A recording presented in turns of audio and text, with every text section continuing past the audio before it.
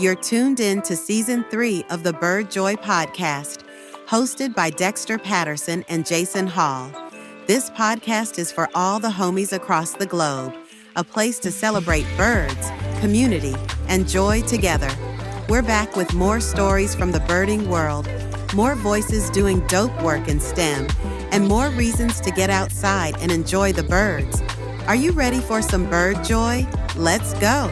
Welcome back to another episode of the Bird Joy podcast, where we explore the wonder of science and the joy of birds and the people who love them the most. Today, we are thrilled to be joined by a true visionary in the world of ornithology and digital innovation. She's a scientist, an author, and the senior director of communications at the Cornell Lab of Ornithology, home to some of the most game-changing birding tools out there, folks. Yep, including the legendary Merlin Bird ID app, which she helped launch and has now been downloaded over 22 million times around the world. My word. That is so wild. And that's just one part of her story. Her work connects science, tech, and storytelling in some powerful ways. She's also the author of Songbird Journeys, 4 Seasons in the Lives of Migratory Birds, Birdscapes, a pop-up celebration of bird songs and stereo sound, and America's Favorite Birds,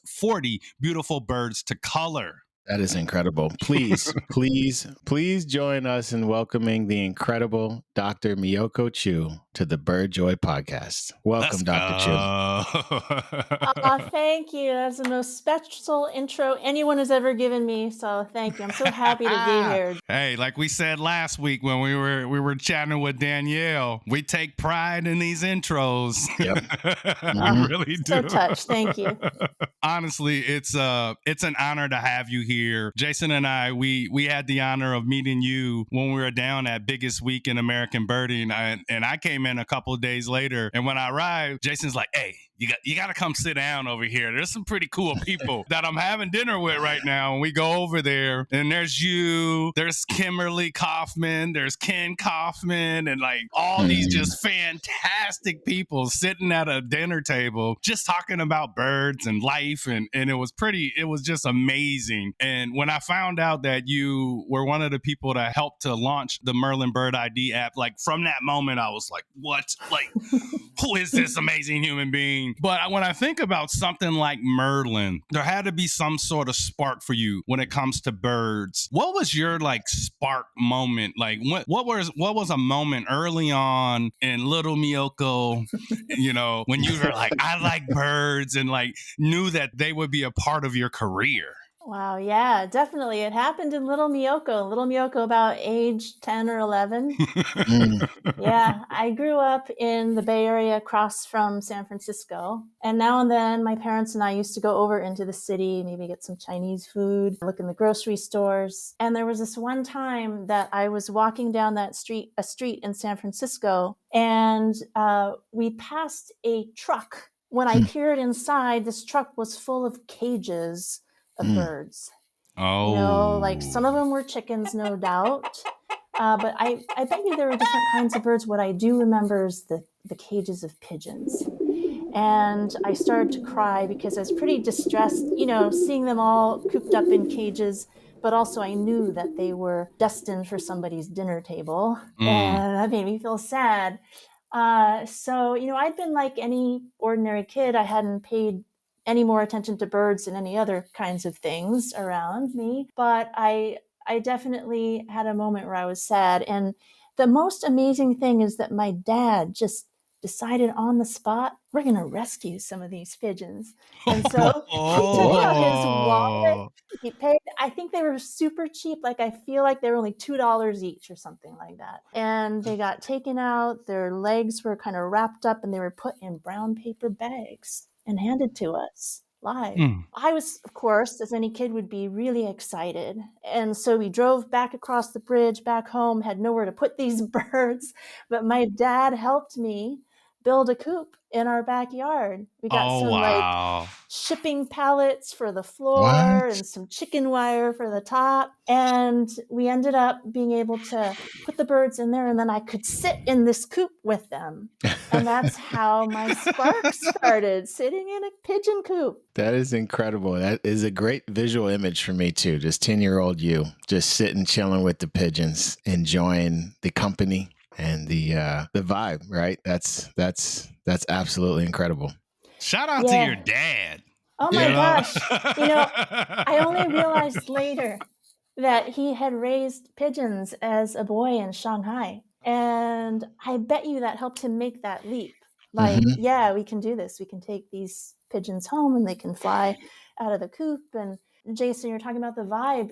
I would just sit in there for hours. I would wear this pink coat because it was like protection. If they sat on me and they happened to poop, it would just get on the coat. So I'd be in there with this pink coat, and I taught them to eat out of my hand, and then I just would observe them mating and courting and fighting, ultimately laying eggs and raising their young. And I was just so curious about all of it. I wanted to read everything I could about pigeons. I wanted to see it all happen. It's pretty magical, like just the whole family lives of birds unfolding right in front of you. Wow, that's an incredible way to get started. And again, shout out to your dad for recognizing the moment too, the moment of empathy and taking that action to make a difference. It's not all of us get that, and I'm sure it's helpful for you in life to always look back on those kinds of pivotal moments to say, hey, I'm going to do something about this. So that's really awesome. Yeah, that's pretty special. So you talk about being able to sit and observe these bird homies, right? And your pink coat, which is, to me, sounds like Miyoko and the Pink Coat is a whole book you could write there. It sounds amazing. Sounds amazing, Hey, right? I think you got something there. Yeah, like just that whole journey sounds incredible.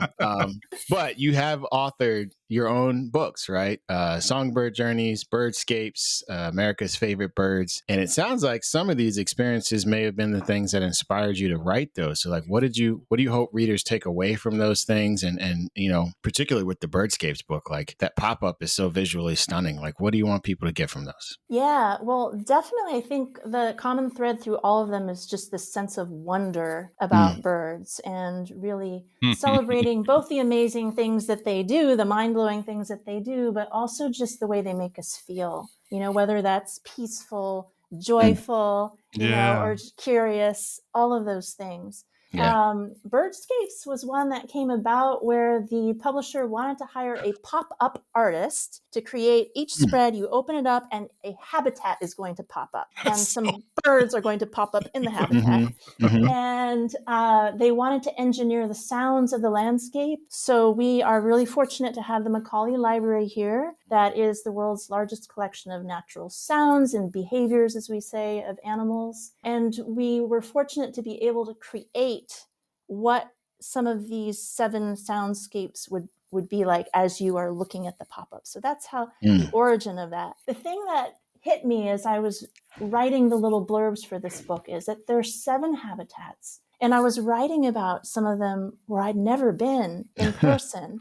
And it made me feel like, gosh, I've got to go, check out these different places. So I'm still on a mission to do that. I'm only partway through. But yeah, it's kind of opened up that idea of how different each place is, how different they sound, not just how different they look, and then the different birds that are in them. Which habitat is next on the list? I'm thinking maybe grasslands are next on the list. Okay. I've never been to that kind of habitat and really enjoyed the sounds and sights of those birds. And as we saw in the most recent State of the Birds report this year, grassland birds are the fastest declining group. A loss of 43% in the last 50 years. So these birds need our help. And I think we're going to be talking a lot about them, helping people understand what a cool habitat this is and who lives there and why. And so I want to be able to experience that firsthand. Well, if you come out to Wisconsin, okay, we got some grasslands for you, Miyoko. All right. And some really amazing grassland birds, Jason was here not too long ago, and he could speak to that a little bit. He got to see a little glimpse of the magic that we have in the Badger State here. Well, tell me something that stuck with you. Oh, with me? Oh, well, so look at you flipping it on us, interviewing me, asking questions. Listen, I love this. listen, Dexter's been telling me about this place called Horicon Marsh, right? And, when he came to Philly, I was like, oh, you got to check out John Hines Wildlife Refuge, right? It's an urban refuge. It's big for a city. But man, we drive up to Horicon. It's like an hour north of Milwaukee where I was staying. And we get to the visitor center and he's like, everything your eye can see is the marsh. And I'm like, wow, this place is massive, right? It's just so big. There's wetlands, there's grasslands. And then he's like, we're going to go to this other spot in the marsh. Miyoko, it took us 20 minutes to drive there. Wow. This place is massive. We get there and what was it called? Old Marsh Road or something, Dexter? Something like that. Yeah. And we walk right out there, Miyoko, and there's yellow-headed blackbirds everywhere. Just black terns flying around like it's nothing, Miyoko. Like 20 black terns. There's nesting stilts. There's white-faced ibis. Like it was just, and then we're on the way back. My favorite part, we're on the way back, and we're trying to hustle back, get to the airport, or we're gonna go visit our other homie, Chris. And this little bird is like running along the little rocky shoreline of the marsh, and we're like, what is it? I'm thinking it's a sparrow, maybe a female blackbird of some type. And Dexter's like, nah, man, that's a Virginia rail, and like. And they're so little, and like right when he said it, the little silly thing popped up on a rock, made a little peep noise, and then ran away. It was like the cutest thing I'd ever seen. So like, you got it on camera though, which was really cute. Like that little moment. It's literally like 3 seconds. Every time I watched it, I just laugh because it feels like it's out of a cartoon, right? Just like meeps and then runs away, which reminds me of that bird. Perfect. And Yeah, how it reminds often me do of they that do bird. that, right? Like, look at me. No. How often does that happen? No, like, You usually hear them, and they're just like, you're out there somewhere, know. I don't get to see rails often. Like, and when I do, they're screaming at me about something in the New Jersey salt marshes. So yeah, when you open this talking about how birds make you feel, like I felt so good. Like not only like obviously spending time with my homie Dexter, but we had that space pretty much to ourselves outside of all the fans that adore Dexter that talked to him every 50 feet we went to. But if you get a chance to go there, Miyoko, I'm just going to say like have Dexter take you over to Horicon immediately. Special place. I tell birders, like if you've never been, it's one of the best places you could go as a birder, just to at least say I've been there. And it is so big you won't see it all. But all my birder friends always say when you're coming in town and if you're in Wisconsin and you're earshot away from Horicon Marsh, please let me know and I will take you to all my little favorite spots and you will leave just like full. So yes, grassland birds galore. Look, he saw so many birds. I was like, hey, you want to go see these nesting bobolinks? He was like, I'm good, bro. Yeah. I'm good right now. Yeah. I was also starting to get hangry. So he was taking me to get a cheeseburger at Culver's, which was amazing also. He got to go to Culver's. That was epic too. That's almost on lifer level, like lifer bird level. You come to Wisconsin, you got to get some Culver's. But yeah, I love a moment like that because it's something that's going to like crystallize always as a part of that moment and that place and who you were with, Dexter. And yeah, that's just so beautiful. Yeah, it was. Yeah, that was a special day. We ended it on a 92-acre sanctuary owned by a friend of mine named Christopher Kilgore, who runs an organization called Color in the Outdoors. And he's like, his mission, he's the outdoorsman. Like, this dude does everything. Like, I'm a birder. He's a hunter, a fisher. Like, he fishes, he forages, he maintains land. He does all these amazing things. I was there yesterday for a foraging event with Alexis Nicole, the Black Forager, was there, and then also Sam Thayer, who was a really, really famous I called him the plant god, Sam is like legendary when it comes to plants, but to be on a space like that owned by a Black man, 92 acres, his own private little lake, and it's mind blowing, and it's about 15 minutes from Horicon Marsh, so it's kind of like that 2 for 1. So when you come visit, I'm gonna take you to some special places, Miyoko. All right, thank you. On my list. Yeah, yes. And as Jason and I are walking down Old Marsh Road, sometimes I might hear some sounds or things that I don't recognize. And all of a sudden, when we were hearing these little peeps, and I was like, well, kind of what? That was a rail, but I couldn't like figure out exactly what it was. So we open up the Merlin app and it says Virginia Rail.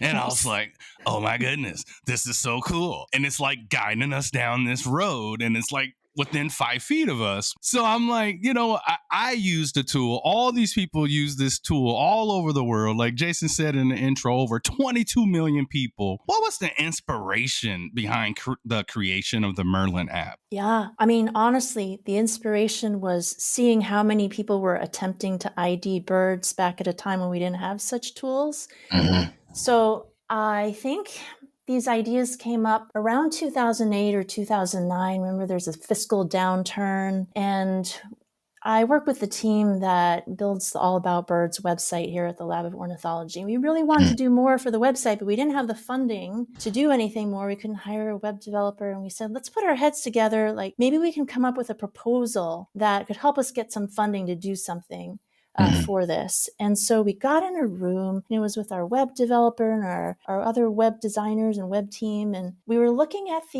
at what people were doing on the All About Birds website. And most people were trying to ID birds, but they were trying to do it by typing in descriptions in there, like, I saw a medium brown bird, with some stripes or something. And, that's going to bring up all kinds of stuff, right? Yeah. So, one of our team members said, I know this game. It's called 20Q. It's on the web. And it's like that 20 questions game you play where you're thinking of someone and someone gets to ask you 20 questions and see if they can guess it. And he said they use this machine learning to home in on the answer. The machine guesses what you are thinking. And we said, oh, we got to do that for bird ID. Like, what if we could ask you 20 questions about the bird you saw, and then, we'd tell you what it was. Sorry, I think I put that backwards.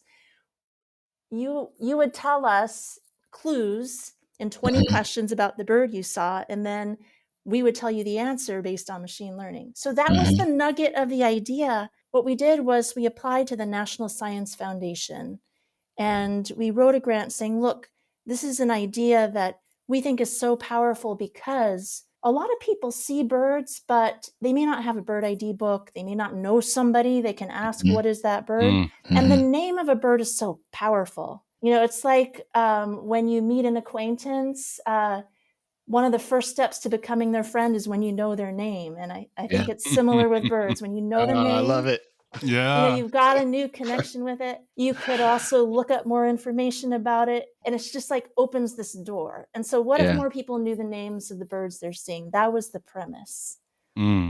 Beautiful. Opening the windows to wonder, learning the names of your neighbors. That's the new, shout out to Danielle Bellany for that one. Because they are our neighbors, and the more we learn about them, the better. And it's kind of wild. I can't imagine, like, we interviewed Ike. Ike went to school at Cornell. He just graduated recently. But I can't imagine being literally in like a place that is always doing, all this bird research, always doing on the cutting edge. Like you mentioned, having access to all those sounds with the Macaulay Library and all these amazing researchers that are always doing things. And I always tell people what I love most about birds is I'm always learning something new. And I can't imagine you being where you are, working where you're at, that you're always learning some amazing things about birds. And birds got some pretty amazing superpowers. Is there one that still blows your mind about a bird? Like, there's no way, like, how do you do this? Is there a bird superpower that just blows your mind? Yeah, well, I'll answer that question in two parts. So first, I'll do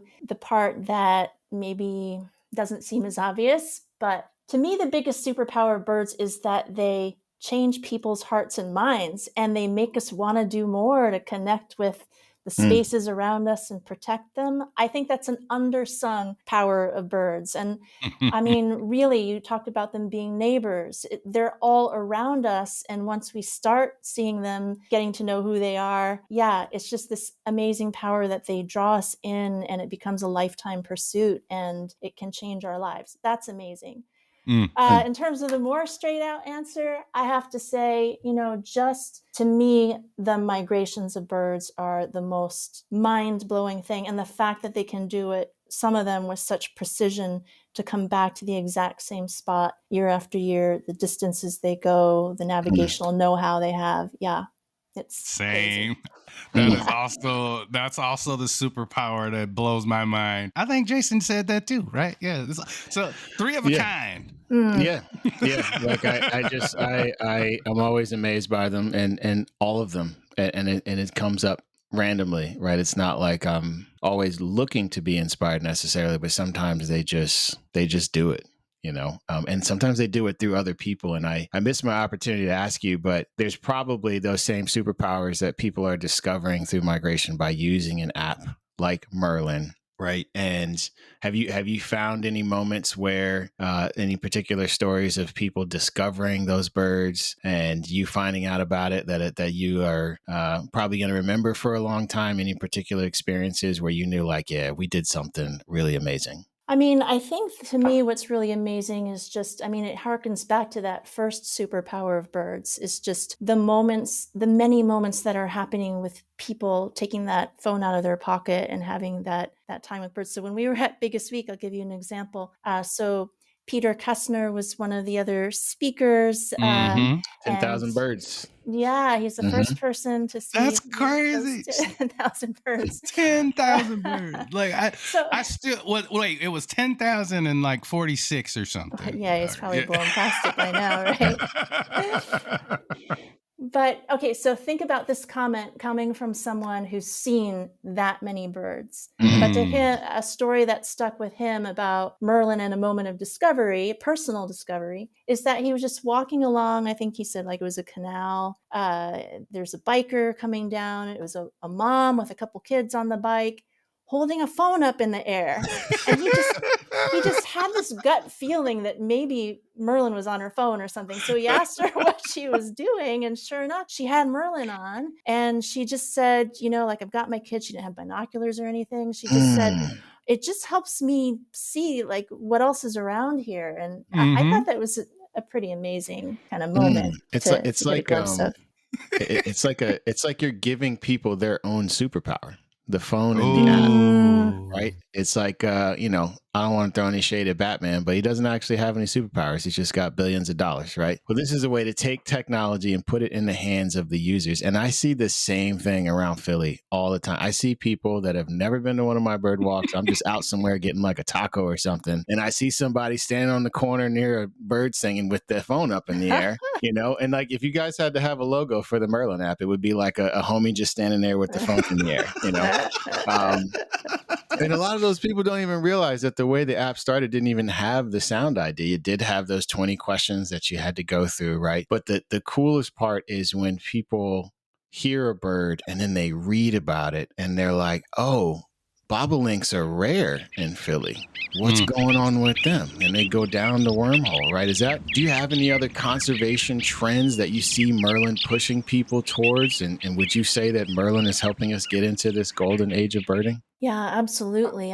So you mentioned the 22 million downloads, and since I probably wrote down that number, it's now at 30 million. So this gives you the sense of the pace of uptake. You mentioned Sound ID. That's really when it started to take off, right? So that was quite transformative in how people are using the app. And it hints at this trajectory that we're on, where there's amazing combination between birders, technology, and just conservation opportunity, right? So it's like the more people who are using these tools and apps, the more data are coming in because more people are learning the names, more people are wanting to keep their checklists. Some people are putting those into eBird. They're getting photos, they're getting sounds. All of those data are making the tools more accurately because we can ingest that and put it back into the app. We can go to new parts of the world where we have less data and try to get more people contributing. And then that pipeline of information does feed into all of eBird's tools once you submit your data to eBird, giving us the most precise and comprehensive information we've got on bird populations all around the world. And people are using those data in all different kinds of ways to help turn around bird declines wherever that can be possible. It is this massive movement of people who are coming on board. And thanks to you and so many others who are doing the kind of outreach that is helping to build that movement. And some of those people are going on to contribute those photos, those data that are actually powering conservation today. You know what I love, bro? Like every time when somebody tells me one of them stories about the Merlin in the air, all I see is little kids. Because that is a great way to empower young people and giving them some agency over their experience in the outdoors. I do it with my children. I make sure that when I see young people at our walks, it's a good way to engage them with citizen science and show them like, actually, we're having fun, but you're also contributing to that data that you're talking about that is helping us monitor those grassland bird declines and all these different things that we're seeing across the globe. And when they feel like they're a part of something bigger than themselves and it's fun, I mean, let's go. Like, it is a superpower, you know? It really is when you really think about it. That is so fun. That is so fun. And I had the experience, the fortune to be able to go to India in January, February this year, and they only had about, I think, 30% of their birds that you could recognize via sound in Merlin. And my homie Jeff Kinney, who was on the trip with us, was on a mission. Like, he was recording every sound he could and trying to get it uploaded. And it's like it's a very direct connection. Like because the Merlin app gives you a warning of like, hey, just a heads up, we don't have that much data for this particular region you're in. And so in his mind and others, it was like, oh, bet. I'm going to start recording everything I can and getting good data. And it's most people don't realize that, you know, we are at a plethora of information in the United States where we have a lot of data in the library and maybe in some more developed countries, but in less developed or less traveled places, they don't. So like, you literally through this app on your phone can contribute directly to understanding things about these birds and their numbers and their status. And you don't have to go to university for 4 years. Like, you're right there. And so that's amazing. Yeah, I mean, I think that's so beautiful that anybody can contribute that way. And the thing is, there's a lot of things about birds that people still don't know. Some of the urban birds are the ones that are lesser studied because a lot of field biologists want to go study things that didn't seem as common or didn't seem as easy to study. So there's always something new just to watch and observe and find out. Always learning. It's that lifelong learning relationship with birds that I cherish. You know, you'll never know enough. Even with having the app and having field guides and everything, like, you'll still never know it all. And I think that's exciting. Always something to look forward to. Even just traveling. Like, I tell people that all the time. Like, if somebody calls me a bird expert, I'm like, please stop. Like, stop. Because you take me outside of Wisconsin, I'm like, what's going on here? Where am I? Where's my Merlin? You see Dexter running down the road, like, with his Merlin app in the air, like a little kid. But yeah, you're always learning, and there's always those humbling moments when you're watching birds. And I think that's a good thing. I think that's a good thing. You'll never know it all. And I always love hearing those stories about people. Even on my birding club, people wake up, tell, this is the stuff right here, folks. So I love seeing when people post like a screen grab of what they're hearing around them on Merlin. And then they post it into like our Facebook group for our birding club and like, look at all this stuff that I'm seeing right now. And because I always tell people, you don't got to go to Horicon Marsh. You don't have to have a car. You don't have to have a fancy camera. You don't have to have binoculars. But most people have a smartphone. And I'm not assuming everybody does, right? But if you can download Merlin app and take a walk around your neighborhood, and I always tell people, you're going to be amazed at what you see that's been around you the whole time. And I just love it. You know, it could be 12 bird species and they're freaking out because now they know that these birds live around them. How's that make you feel when you hear those type of stories? To me, it's surreal. Like, at the time when we were working on this app and launching it, we thought, it would be successful if, we get, 1 million people to use this thing. And so it far surpassed our dreams. We started in the US. We didn't even know, how to go global at that point.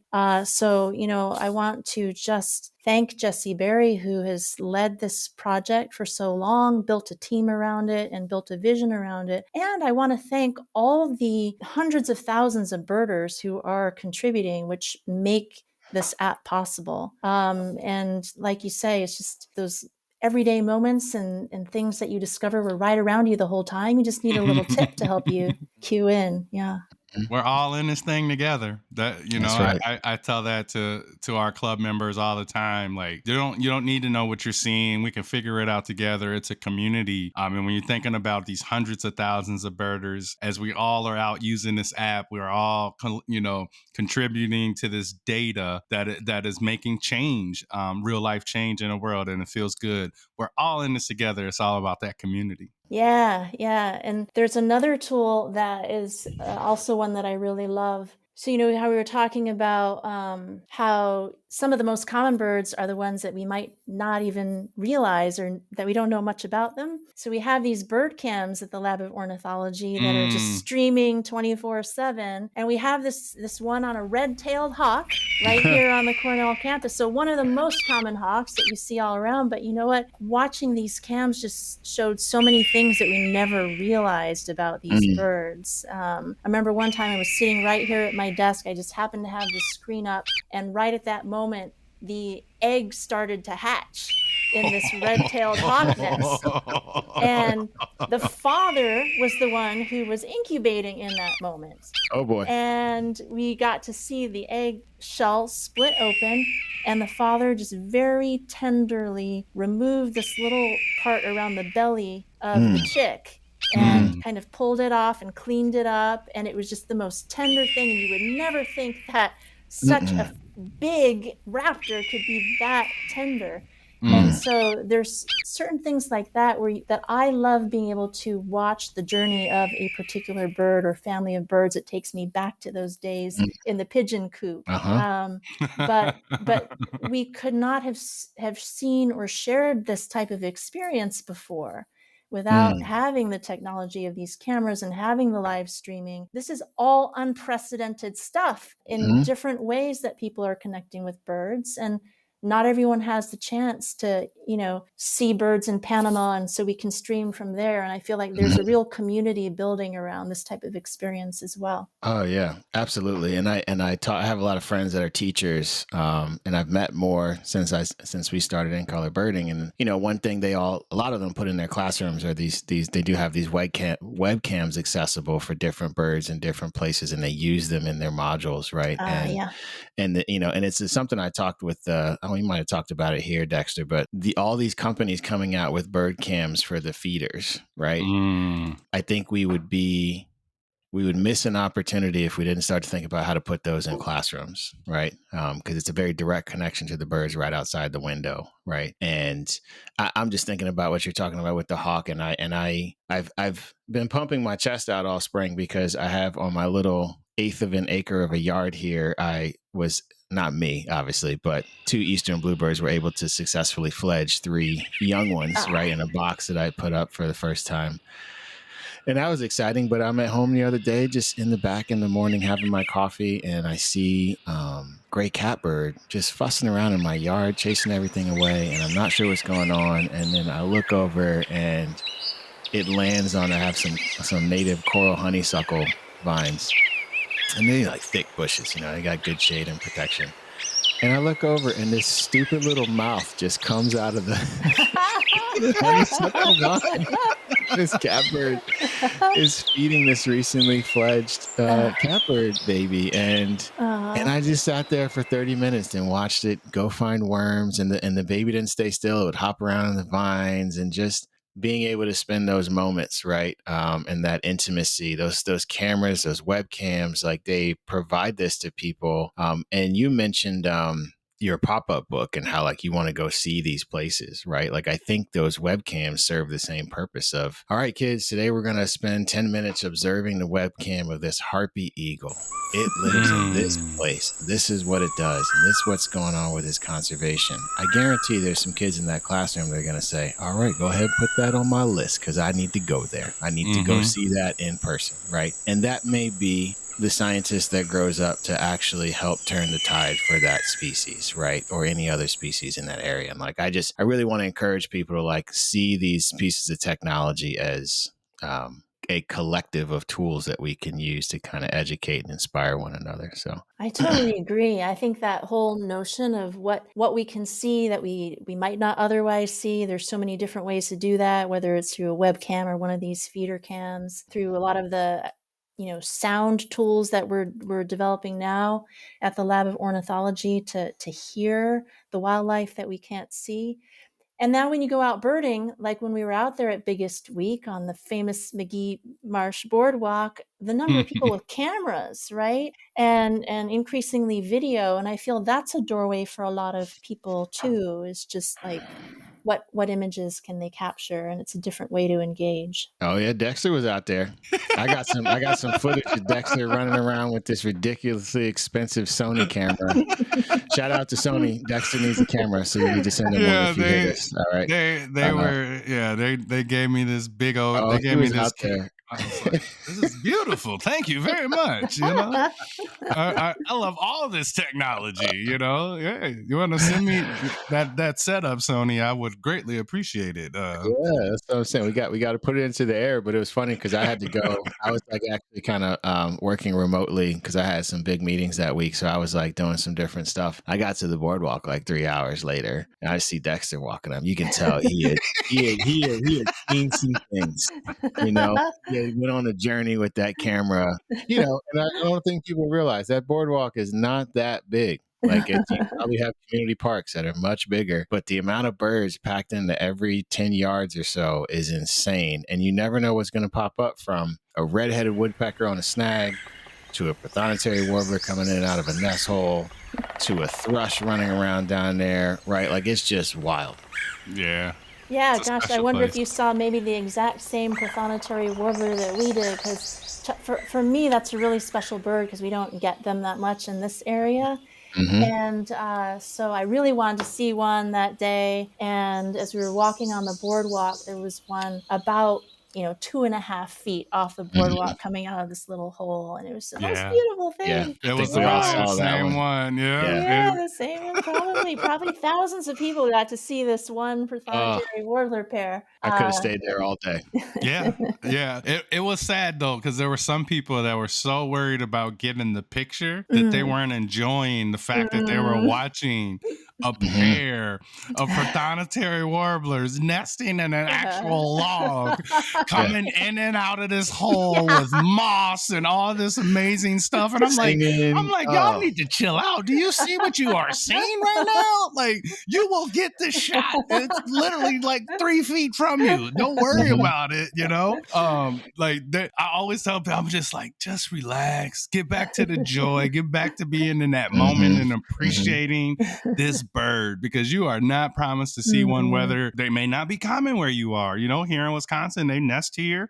So I get to see them pretty much every spring and summer, but I still, every time I see them, they're special. They're loud. They're bigger than most warblers. They're so bright. They're not usually shy, which is kind of cool. They're not always, like this in the air, where you can't see them. So enjoy those moments. Enjoy those moments because they're special. They're special. They certainly are. And if I could jump back to a couple of conservation things here really quick, if you don't mind. I wonder, Merlin's been around for a few years now, even with the first version before it had the sound ID. Is it contributing to any particular conservation trends for any species that you know of yet? Have people come back and said, hey, because of Merlin, we found this, or X, we got a 200% increase in data coming from this region on this bird, so it's helped here or there. Like any of those success stories, because I think that would be helpful for people to hear that, like, this amalgamation of data coming from all of this bird joy is directly connected to the things that come across your desk. Yeah, absolutely.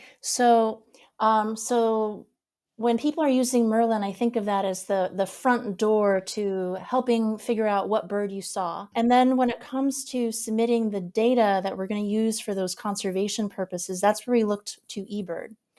And so we've got more and more people coming through that Merlin door and then setting up their eBird account and going in and putting their data into eBird. And when that happens, it is powering these tools that today we've got more than, I think, 495 bird species where we can show the trends at a 17-mile radius. Like think about where you are right now and just 17 miles around you for all of these species. Are they going up or down in the past 10 years? We've never had that type of precision insight before. And we can see these incredible movements of birds. So it's both through time, are they going up or down? And also through time, where are they? You know, are they in the south flowing up north, or are they going back down? Where are they breeding? I'll give you one of my favorite examples of how these data have been used. I come from California, and a lot of my family live in California's Central Valley.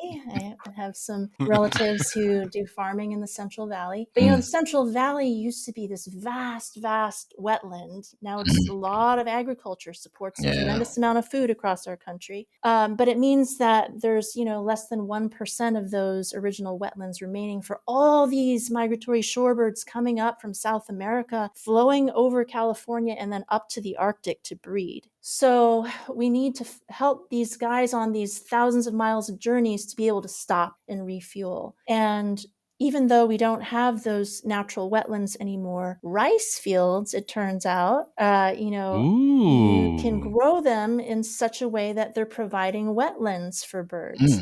The challenge is that farmers typically dry their fields out each year in between crops, and they'll do that typically before the shorebirds are coming through. But thanks to the eBird data, you're able to look at an animated map. You can see exactly when they're coming through, which areas they're using most. And so the Nature Conservancy in California worked with farmers to pay them to flood their fields at just the right times, creating what we call pop-up wetlands. So the birds are migrating through, they look down and there's a wetland at just the right time. And so they land. And you know what? That has been far more economical to create those pop-up wetlands than to try to somehow do traditional conservation on those lands. We've got agriculture and birds coexisting, and the data from eBird really helping to drive a possibility like that. And that's the type of innovation, the type of precision that I think we're going to see more and more of as more of these species get enough data to do that type of work. So people,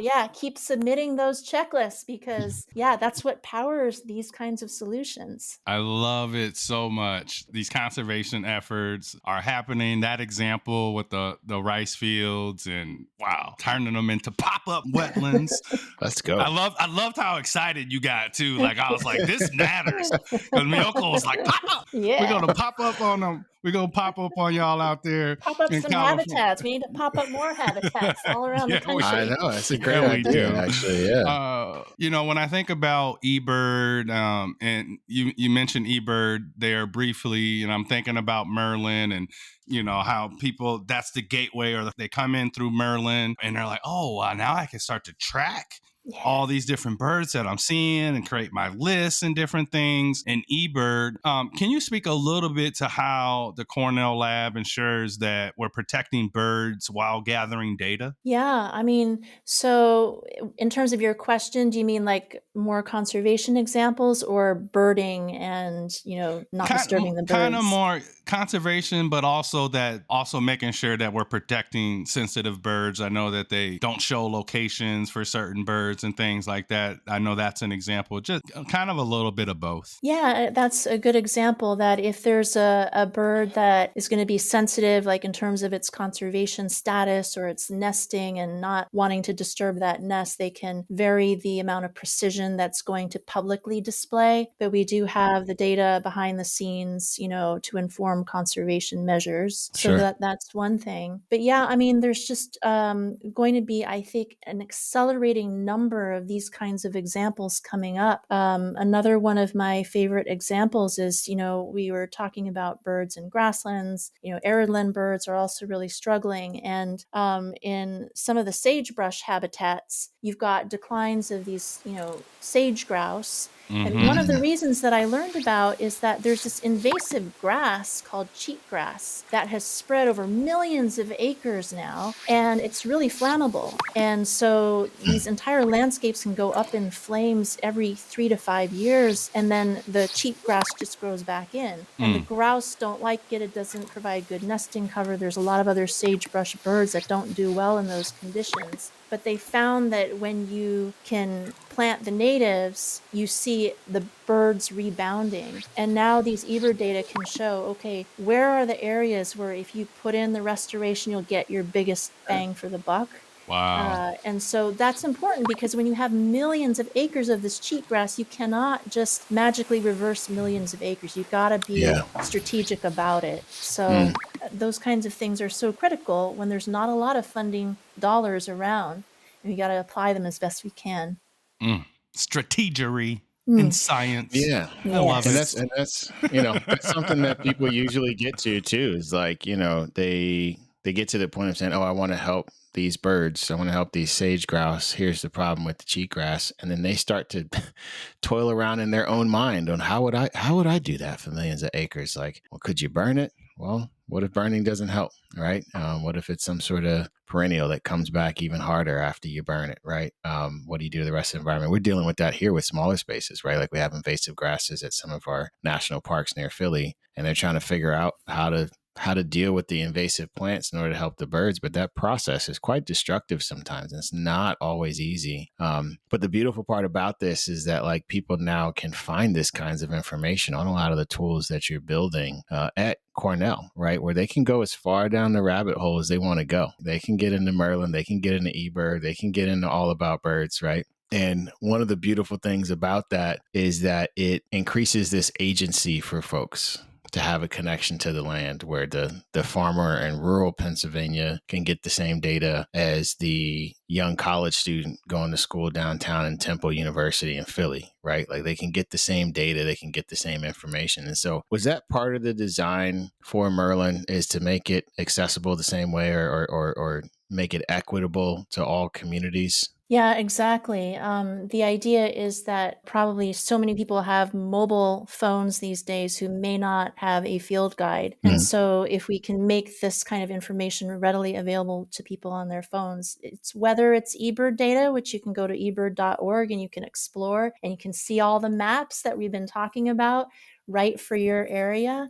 Or whether it's Merlin and you're submitting from anywhere in the world, and we're working with communities in different countries who are really helping to surface the data needed to make Merlin work in those countries. So, we sometimes say that these are tools that we build for birders, but they're built by birders. It's literally these millions of people who make it happen. And so, yes, we sometimes talk about wanting to democratize, the availability of the data, democratize these tools, democratize science, just make it that anybody can participate, anybody who's curious and anybody who wants to can be a part of it. That's beautiful. That's beautiful. It's the right thing to do. When you think about it, I don't know if you all have heard about this story about these sandhill cranes that adopted the Canada goose gosling. Have y'all heard about that story? I saw it. So this is in my hometown of Madison, Wisconsin, and these sandhill cranes have literally adopted a Canada goose into their family. Hasn't abandoned it, like literally raising this gosling into their family, and it's doing like sandhill crane stuff, like it looks around like the cranes, and like it has some of these like crane behaviors, but like it doesn't eat the same things as the crane. I remember when I first saw that story, I was like, man, if only human beings could be like that. If only human beings could look at each other like we're family, we're neighbors. I'm going to take care of you like these sandhill cranes did this little gosling. And when I think about birds, I always think about those moments where they just make me feel and realize like what really matters, like how it connects you to the world around you. What have birds taught you, Miyoko, about just being human?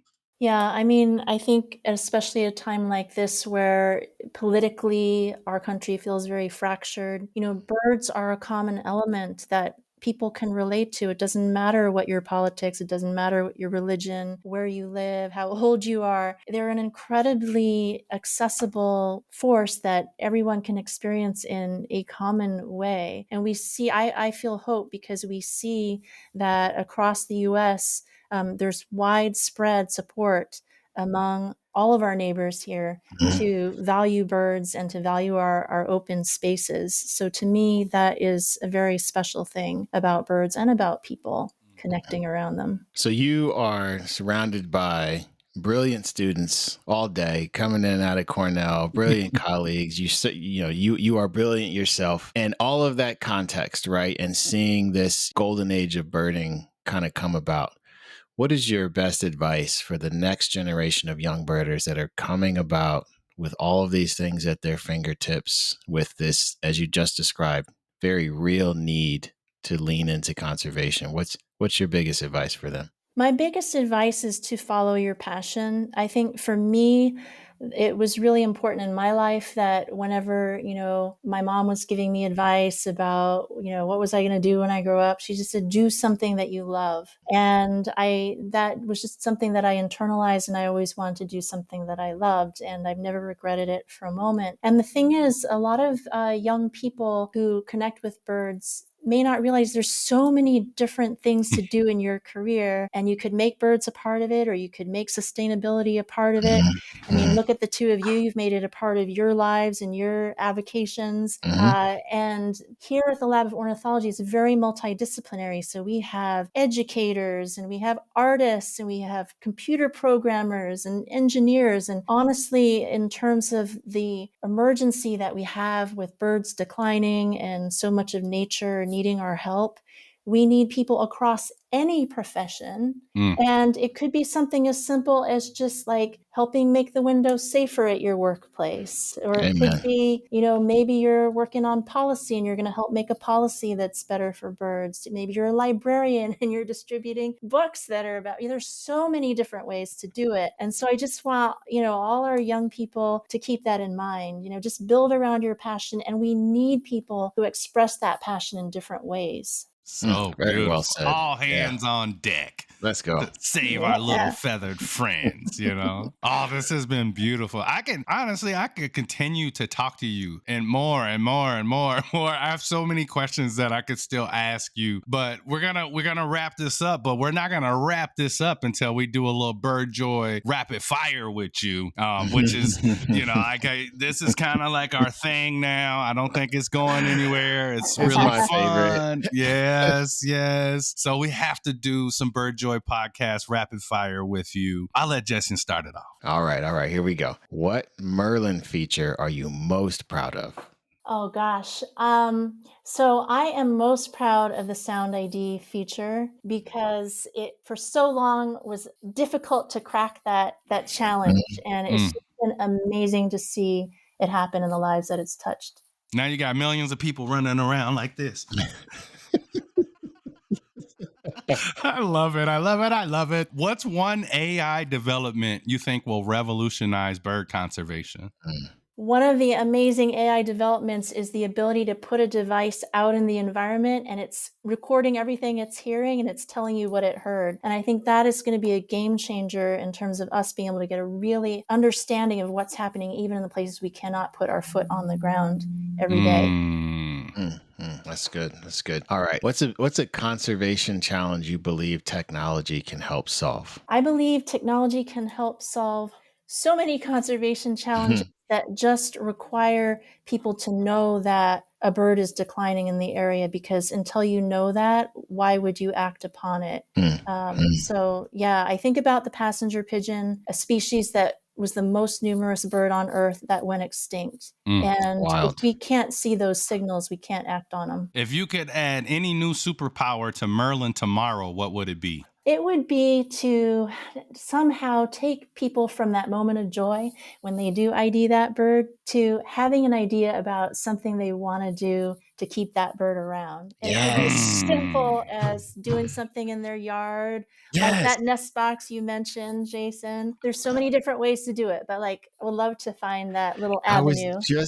I was just going to say that to you in another question. I was like, I'll save that for another time. But I was thinking, okay, your Merlin app hears a bobolink, right? And it says, is this your bird? Yes, this is my bird. So exciting, right? And then there's just another prompt that pops up that says, would you like to help? And it won't even take you somewhere right away to go for money. It'll be like, well, this bird requires this kind of habitat. Do you live in a space that has this? If you do, here's some of the organizations that do this work. And you can contact them and get in touch with them. And, we literally have those conversations here. We had a church that had bobolinks behind it. The church had no idea what it was. The state came, mowed down the field. They didn't know what was going on. Mm-hmm. This year it's gotten better, but like that is, we are on the same wavelength, Miyoko. Like I love that answer. Sorry to interrupt the rapid fire, but that's like that was literally the last rapid fire question.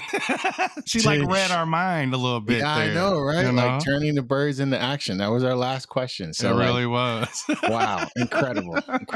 Miyoko, this has been absolutely fabulous. We're coming up on the hour here. Where can folks learn more about your work and support Cornell Lab? Yeah, definitely come over to the All About Birds website. It's allaboutbirds.org. You're going to find all kinds of information about birds there. You'll find our Living Bird magazine. You can get involved in so many different ways. So that's where I'd love for you to check out. And awesome. I hope that we can have both of you come here at some point. Listen, please take this as my invitation. I would love that. Okay. All right. Listen, because we come up there and see some of them birds up there. And I think we mentioned this before when we were talking to Ike. We were like, how do we get to Ithaca? Oh, gotta get definitely. There. Yes. Yeah. Please. We will find a way. Happen. Knowing Dexter and I, we will find a way to get there. So trust us. We'll make that happen. We'd be so excited to have you here. So yeah. Awesome. Miyoko, any final words of inspiration or call to action for listeners? I just say thank you to all of you who are just out there enjoying your birds and spreading the joy with all your friends and family. We are going to be able to make a difference when we have that critical mass of people who love birds and really know how and what to do to help. So yeah, love it. Let's go. I want to thank everybody for joining us today on the Bird Joy podcast. We hope you enjoyed exploring the world of birding with us and Miyoko. This has been fantastic. Shout out to the BIPOC Birding Club. We're rolling through summer. Lots of good stuff going on. Check out what we got going on at bipocbirdingclub.org. And thank you to both of you. This has been an incredible episode. And we'll see y'all next time. And as usual, if you're in or around the Philly area, incolorbirding.org. We're going to have our first bird trivia or game night here in late July. So come through. And thank you again, Miyoko, for being here. Please share this, subscribe, shout out this podcast to all your fellow birders and help us spread a little bird joy. Peace, everybody.